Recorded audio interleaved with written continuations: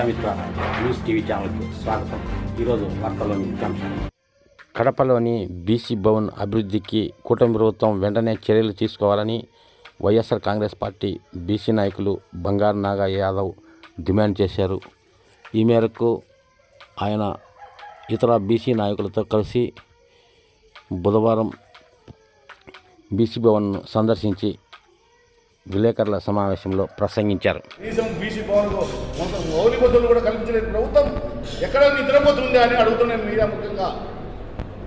₹1 budget ఇవ్వలేదు.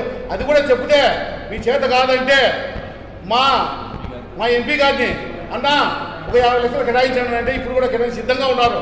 మీ చేత కాదని అంటే మీ ఇప్పుడు కూడా మా ఎంపీ గారిని మా బీసీల నాయకులందరూ పోయి అన్న ఒక 50 లక్షలు కేటాయించన్నా పదవులు ఉన్నాయంటే ఇచ్చే శక్తి ఆయనకు ఉంది, ఇస్తాడు కూడా మేము అడిగితే.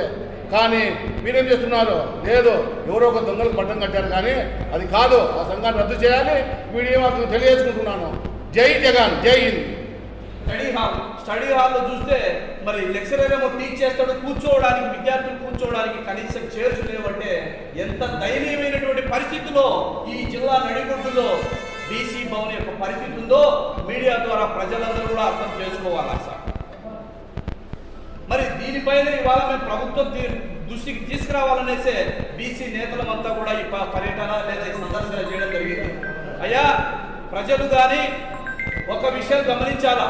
జిల్లా నడిముడ్డున బీసీల అభివృద్ధి కోసం, బీసీల సంక్షేమం కోసం, బీసీల యొక్క దైనందిన కార్యక్రమాల కోసం 6 కోట్ల రూపాయలతో బిల్డింగ్ కట్టించినటువంటి జగనన్న ప్రభుత్వం మంచిదా? మరి ఈ ప్రభుత్వం ఏడాదిన్నర కావస్తుంది ఈ ప్రభుత్వం అధికారంలోకి వచ్చి ఇంత బీసీ భవన్కు సంబంధించి ₹1 బడ్జెట్ కేటాయించి మరి ప్రాథమిక అవసరాలు సమకూర్చలేదంటే ఎవరికి బీసీల పట్ల చిత్తశుద్ధి ఉందో ప్రజలందరూ కూడా గమనించాలా. ఈ మీడియా ద్వారా ప్రభుత్వ అధికారులకు ఒకటే విన్నవిస్తా ఉన్న ప్రభుత్వానికి తక్షణమే ఇక్కడ ఉన్నటువంటి ప్రాథమిక మౌలిక వసతులు కల్పించి బీసీ విద్యార్థులకు కావలసినటువంటి అన్ని వసతులు కల్పించి ఇక్కడ కోచింగ్ రన్ అయ్యే విధంగా చర్యలు తీసుకోవాలనేసి ఈ మీడియా ద్వారా ప్రభుత్వాన్ని విజ్ఞప్తి చేస్తా ఉన్నాం. మరి అదేవిధంగా దీనిపైన మరి కొద్ది రోజుల్లోనే కలెక్టర్ దృష్టి కూడా మరొక రిప్రజెంటేటివ్ కూడా ఇవ్వడం జరుగుతుంది. స్పందించకపోతే జిల్లాలో ఉన్నటువంటి బీసీ నేతలమంతా కూడా అవసరమైతే నిరసనలు చేస్తాం, ఉద్యమాలు చేస్తామనేసి కూడా ఈ మీడియా సందర్భంగా తెలియజేస్తూ సెలవు తీసుకుంటా ఉన్నాం.